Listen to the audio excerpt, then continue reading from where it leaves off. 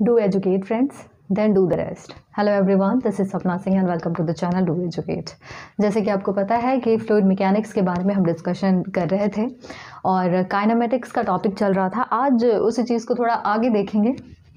आज का जो टॉपिक रहने वाला है वो हम फंक्शंस के बारे में देख लेंगे। सबसे पहला जो फंक्शन हम देखने वाले हैं वो हम देखेंगे वेलोसिटी पोटेंशियल फंक्शन को। वेलोसिटी पोटेंशियल फंक्शन, ठीक। वेलोसिटी पोटेंशियल फंक्शन क्या होता है? अब सबसे पहली चीज़ जो हम ध्यान रखेंगे ये क्या है? स्केलर है। वेलोसिटी पोटेंशियल फंक्शन जो होता है वो क्या है? स्केलर फंक्शन है। ये क्या है? स्केलर फंक्शन है। स्केलर फंक्शन है किसका? स्पेस एंड टाइम का स्केलर फंक्शन है, लेकिन ये किसका स्केलर फंक्शन है? स्पेस एंड टाइम का, स्पेस एंड टाइम का, ठीक है। सबसे पहला पॉइंट क्या हमें याद रखना है कि ये एक स्केलर फंक्शन है किसका? स्पेस और टाइम का, जो कि हमें देता है, क्या देता है? Negative derivative in any direction gives the velocity in that direction। कहने का मतलब क्या है? सबसे पहली बात कि ये एक स्केलर फंक्शन है स्पेस और टाइम का। दूसरी चीज़ क्या कि ये जो वेलोसिटी पोटेंशियल फंक्शन है उसका नेगेटिव अगर डेरिवेटिव लिया जाए, ठीक है, डेरिवेटिव अगर लिया जाए, नेगेटिव डेरिवेटिव लिया जाए किसी भी डायरेक्शन में, डायरेक्शन आपको पता है एक्स होती है, वाई होती है, जेड होती है, यही तो तीन डायरेक्शन होती है, हमें पता है अच्छे से। This is x, this is why and this is Z. तीन डायरेक्शंस होती है और अगर एक्स में हम देखें, एक्स डायरेक्शन में हमने वेलोसिटी को यू माना है, वाई में वी है और जेड में क्या है? डब्ल्यू है। तो कहना क्या चाहते हैं कि जो नेगेटिव डेरिवेटिव है, नेगेटिव डेरिवेटिव है किसका? वेलोसिटी पोटेंशियल फंक्शन का इन एनी डायरेक्शन, मतलब एक्स डायरेक्शन में हो या वाई या जेड डायरेक्शन में, gives the velocity in that direction. मतलब उसमें अगर उसका नेगेटिव डेरिवेटिव हम निकालते हैं तो वो उस डायरेक्शन में वेलोसिटी के बराबर होता है। अगर हम मान लेते हैं फाई जो है वेलोसिटी पोटेंशियल फंक्शन है, velocity potential function is denoted by phi, तो फाई है और phi is the function of X Y Z, phi is the function of X Y Z. तो यहाँ पे जो क्या होगा? नेगेटिव डेरिवेटिव लिखते हैं किसका? एनी डायरेक्शन में, तो del phi by del X कर लेते हैं, एक्स डायरेक्शन में ले लिया। अब इसका negative derivative in direction of x, तो यहाँ पे वेलोसिटी इसकी क्या हो जाएगी? यू होगी। एक्स डायरेक्शन में वेलोसिटी क्या होगी? यू ही तो होगी। एक्स डायरेक्शन में वेलोसिटी इज यू, वाई में वी और जेड में W.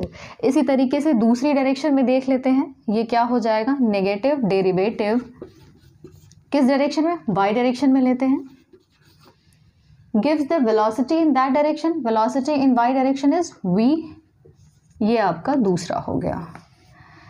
And what next? W की बात कर लेते हैं, Z के डायरेक्शन की बात कर लेते हैं, तो यहाँ पे क्या हो जाएगा? Minus del phi by del Z, और यहाँ पे जो वेलोसिटी है वो क्या हो जाएगी? W। तो ये क्या हो गया? ये थर्ड बन गया। ये 3 पॉइंट हो गए, ठीक। ये यहाँ पे कहना चाहते हैं कि वेलोसिटी पोटेंशियल फंक्शन क्या होता है। सबसे पहली बात कि ये एक स्केलर फंक्शन है किसका? स्पेस और टाइम का, ठीक है। स्पेस और टाइम के रिलेशन को शो करता है ये एक तरीके से, और जो इसका नेगेटिव डेरिवेटिव होता है किसी भी डायरेक्शन में, उस डायरेक्शन में वेलोसिटी के बराबर होता है। तो यू वी डब्ल्यू हमने मान लिया कि वेलोसिटी है एक्स वाई जेड डायरेक्शन में, और उसका नेगेटिव डेरिवेटिव जो निकल के आएगा वो कुछ इस तरीके से निकल के आएगा।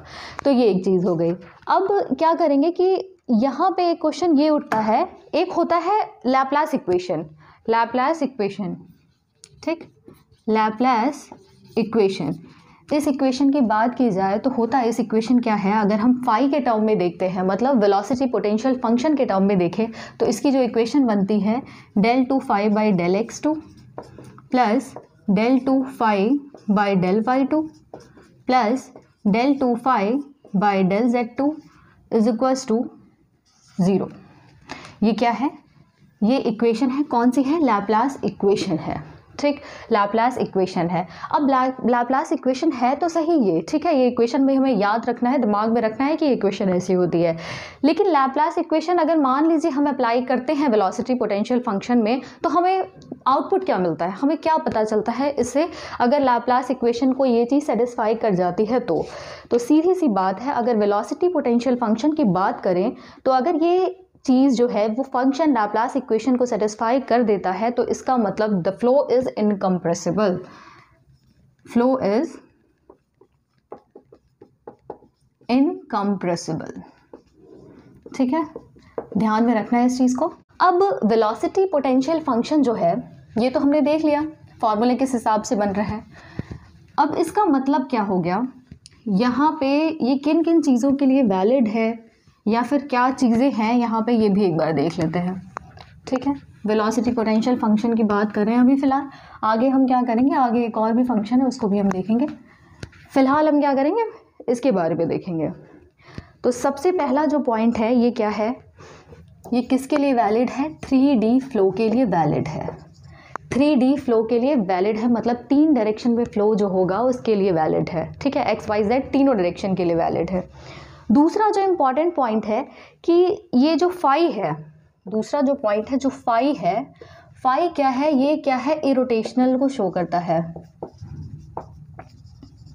फाई क्या है, इरोटेशनल को शो करता है। मतलब जो फाई है, फाई मतलब अगर वेलोसिटी पोटेंशियल फंक्शन गिवन है तो फ्लो क्या होगा, इरोटेशनल होगा, ठीक है। फ्लो ये तभी एग्जिस्ट करेगा जब फ्लो क्या होगा, इरोटेशनल होगा, ठीक। तो इरोटेशनल कैसे, आप ये याद कर सकते हो, ये क्या हो गया, एक रोटेशन हो गया और ये नहीं है, काट दिया उसको तो इरोटेशनल कर दिया, तो इससे आप एक बार इसको ध्यान में रख सकते हो, ठीक। तो ये क्या हो गया, इरोटेशनल हो गया। थर्ड पॉइंट क्या है, अगर ये सेटिस्फाई कर जाता है किसको, लैप्लास इक्वेशन को, सेटिस्फाई लैप्लास इक्वेशन, तो यहाँ पे क्या हो जाएगा, फ्लो क्या हो जाएगा, flow will be incompressible, flow will be incompressible. अगर सेटिस्फाई कर जाता है लैप्लास इक्वेशन को तो फ्लो क्या होगा, इनकम्प्रेसिबल हो गया।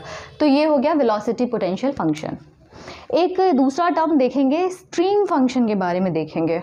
अभी हमने क्या देखा है, अभी वेलोसिटी पोटेंशियल फंक्शन देखा है, नेक्स्ट हम देखेंगे स्ट्रीम फंक्शन के बारे में, ठीक है। स्ट्रीम फंक्शन भी कुछ सिमिलर ही होता है, ऐसा ही होता है, लेकिन फ़र्क तो दोनों में बहुत है, लेकिन कुछ कुछ आपको ऐसा ही देखने को मिलेगा। स्ट्रीम फंक्शन, स्ट्रीम फंक्शन सबसे पहले इज डिनोटेड बाय साई, ठीक है। इसको कैसे डिनोट करते हैं, साई से डिनोट करते हैं। और ये भी क्या है, ये क्या है, scalar function of space and time, ये भी क्या है, scalar function of space and time, ठीक है। स्पेस एंड टाइम का क्या है, स्केलर फंक्शन है। और इसमें क्या होता है, इसमें हमेशा आप नेगेटिव डेरिवेटिव नहीं लेते हो, ठीक है। ये क्या होता है, इसमें पार्शियल डेरिवेटिव लोगे with respect to any direction, क्या करोगे, partial derivative in any direction will give the velocity in that direction, ठीक। अब इसमें देख लेते हैं, जैसे कि क्या है, ये साई है, ठीक है। तो इसका जो फंक्शन होगा डेल साई बाय, यहाँ पे कर दो आप डेल एक्स, कुछ इस तरीके से होता है ये डेल एक्स, और ये हो जाता है v के बराबर, ठीक है। और दूसरा नहीं sorry, del psi by del X, हाँ ये जो हो जाएगा वो v के बराबर हो जाएगा, और दूसरा जो होगा del psi by del y negative, और ये हो जाएगा u के बराबर। ये इक्वेशन आप याद रख लेना ध्यान से, ठीक है, कंफ्यूज मत होना, लिख लिख के प्रैक्टिस करोगे अपने आप चीज़ें याद हो जाएंगी। तो u और v की वैल्यू कुछ इस तरीके से आती है, ठीक। ये है स्ट्रीम फंक्शन के बारे में हम देख रहे हैं, स्ट्रीम फंक्शन में ये वैल्यूज़ ऐसे आती हैं। अब एक चीज़ इसमें और है, जैसे लैप्लास इक्वेशन हमने उसमें देखा था, अगर यहाँ पे हम लैप्लास इक्वेशन अप्लाई करते हैं, यहाँ पे अगर हम लैप्लास इक्वेशन को अप्लाई करते हैं तो क्या होगा, यहाँ पे del 2 psi by del x2 plus del 2 psi by del y2 is equals to 0, अगर ये ऐसा आ जाता है in case of stream function, तो यहाँ पे क्या हो जाएगा, फ्लो क्या होगा, इरोटेशनल होगा। उसमें क्या था, वेलोसिटी पोटेंशियल फंक्शन में अगर लैप्लास इक्वेशन को सेटिस्फाई कर रहा है तो इसका मतलब कि वहाँ पे जो फ्लो होता था वो क्या होता था, इनकम्प्रेसिबल होता था और in the case of stream function the flow will be irrotational if it satisfies the Laplace equation. ठीक, तो ये एक चीज़ हो गई। अब यहाँ पे और भी कुछ चीज़ें हैं, जैसे वहाँ पे हमने पॉइंट्स देखे थे, यहाँ पे भी पॉइंट्स देखेंगे कुछ important related to stream function. ये क्या है, 2D के लिए वैलिड है, ये क्या है, सिर्फ और सिर्फ 2D के लिए वैलिड है। आप देख सकते हैं यहाँ पे U और B है, सिर्फ U और B है, W का कोई कंपोनेंट नहीं है, ठीक है, या Z का कोई भी कंपोनेंट नहीं है, तो हम कह सकते हैं कि ये 2D के लिए वैलिड है, मतलब 2 डायरेक्शन के लिए ही वैलिड है ये। दूसरा पॉइंट क्या है यहाँ पे कि ये क्या है, रोटेशनल प्लस इरोटेशनल, दोनों के लिए वैलिड है। पहला वाला जो हमने देखा था वेलोसिटी पोटेंशियल फंक्शन के बारे में जब हम देख रहे थे, वो किसके लिए वैलिड था, सिर्फ और सिर्फ इरोटेशनल के लिए, और ये जो है ये दोनों के लिए वैलिड है, रोटेशनल प्लस इरोटेशनल दोनों के लिए। ठीक, तो ये एक चीज़ हो गई। तो velocity potential function, stream function हमने अभी देखा। क्वेश्चंस कैसे पूछे जाते हैं ये भी हम देख लेंगे अभी, कि किस टाइप के क्वेश्चन पूछे जाते हैं। इससे क्वेश्चन करने से मतलब उसका एग्जाम्पल मैं अभी बाद में दूंगी, लेकिन उससे पहले एक चीज़ और देख लेते हैं, रोटेशन। एक होता है फ्लो का जो रोटेशन होता है, कोई भी फ्लूइड है उसमें क्या होता है, रोटेशनल कंपोनेंट आते हैं, उसको हम किस तरीके से लिखते हैं ये भी हम देख लेते हैं। जैसे कि कोई पोटेंशियल फंक्शन है, ठीक है, अगर कोई पोटेंशियल फंक्शन है तो वहाँ पे अगर हम रोटेशनल कंपोनेंट, कई सारे रोटेशनल कंपोनेंट होते हैं, उसके रोटेशनल कंपोनेंट होते हैं। रोटेशनल कंपोनेंट मतलब एक्स डायरेक्शन में भी कोई कंपोनेंट होगा, वाई में होगा और जेड में होगा। तो अगर पूरे को दिखाया जाए तो ये इस तरीके से लिखते हैं, मैट्रिक्स में लिखते हैं, आई जे के हो गया, ठीक है, आई जे के, और del by del X, del by del Y, del by del Z, और यहाँ पे यू वी डब्ल्यू, इस तरीके से, ठीक है। और ये क्या हो जाएगा, यहाँ पे होता है हाफ, ये होती है ओमेगा की वैल्यू, ये क्या करते हैं हम, ओमेगा की वैल्यू लिखते हैं। तो ये एक चीज़ हो गई। अब यहाँ पे क्या हमें करना है, ये ओमेगा की वैल्यू है तो सही, लेकिन अगर हम मान लेते हैं अगर z डायरेक्शन में आपको निकालना हो, यानी कि rotational component in z direction निकालना हो, तो हम क्या करेंगे, क्योंकि एक तो हो गया आपका ओमेगा x, एक होगा ओमेगा y और एक होगा ओमेगा z, मतलब x डायरेक्शन में रोटेशनल कंपोनेंट, y डायरेक्शन में rotational component and z direction में रोटेशनल कंपोनेंट। तो किस तरीके से होगा, ओमेगा z अगर निकालना होगा तो सीधी सी बात है, z वाले कंपोनेंट को हम क्या करेंगे, साइड कर देंगे। ये z है तो z क्या आएगा आपका, कुछ इस तरीके से काट देंगे, बचेगा क्या, ये वाला पोर्शन बचेगा, लिखते हैं half del v over del x minus del u over del y, ये क्या हो गया, z हो गया। इसी तरीके से अगर ओमेगा y निकालना है, y के लिए हम क्या करेंगे, इसको क्रॉस कर देंगे, दिस मतलब बीच वाली लाइन, ठीक है। उसी तरीके से दूसरा कलर ले लेती हूँ, और अगर इसी तरीके से अगर ओमेगा x निकालना है तो हम क्या करेंगे, x को क्रॉस कर देंगे इस तरीके से, और बचेगा क्या, ये वाला पोर्शन बच जाएगा। तो इस तरीके से वैल्यू निकल जाएगी। अब क्वेश्चन ये उठता है कि अगर रोटेशनल कंपोनेंट है, यानी कि omega X, omega Y, omega Z है, अगर इसकी वैल्यू 0 आ जाती है, यानी कि omega X is equals to omega Y is equals to omega Z is equals to 0 आ जाता है, तो क्या होगा, ऐसे केस में हमें पता है ये क्या है, रोटेशनल कंपोनेंट है। रोटेशनल कंपोनेंट मतलब रोटेशन की वैल्यू कितनी आ रही है, फाइनल 0 आ रही है, मतलब रोटेशन 0 हो रहा है, रोटेशन क्या हो गया, 0 हो गया। तो रोटेशन अगर 0 हो गया मतलब रोटेट तो हो ही नहीं रहा है, इसका मतलब ये चीज़ अगर फॉलो हो जाती है तो वो क्या हो जाता है, इरोटेशनल। ठीक, थोड़ा सा दिमाग लगाना है, थोड़ा सा चीज़ों को बारीकी से देखेंगे, बहुत इजी है, समझ में आ जाएगा। ठीक, तो रोटेशन जब 0 हो गया तो ये क्या हो गया, इरोटेशनल हो गया। बात समझ में आ गई होगी। तो ये एक चीज़ हो गई रोटेशनल कंपोनेंट के बारे में। अच्छा, अब हमने वेलोसिटी पोटेंशियल फंक्शन देख लिया और स्ट्रीम फंक्शन देख लिया, उसके बाद रोटेशनल कंपोनेंट के बारे में भी देख लिया। एक थोड़ा सा एक रफ आइडिया ले लेंगे कि क्वेश्चंस कैसे पूछे जाते हैं, ठीक है। रफ आइडिया ले लेंगे कि क्वेश्चन कैसे पूछे जाते हैं, सॉल्व नहीं करेंगे क्वेश्चन को, एक बेसिक सा पॉइंट ले लेंगे और एटलीस्ट पता होना चाहिए कि ये हमने जो पढ़ा है इसका यूज़ कैसे है, निकालेंगे क्या, पूछेगा कैसे क्वेश्चन में, एक बार ये देखना ज़रूरी है, ठीक है। नहीं तो सब क्या कराए सब बेकार है। मान लेते हैं फाई कोई फंक्शन है, कोई इक्वेशन है, कोई भी इक्वेशन मान लेते हैं, जैसे कि मान लिया हमने phi is equals to 5x² minus y², phi is equals to 5x² minus y², ये चीज़ दी हुई है।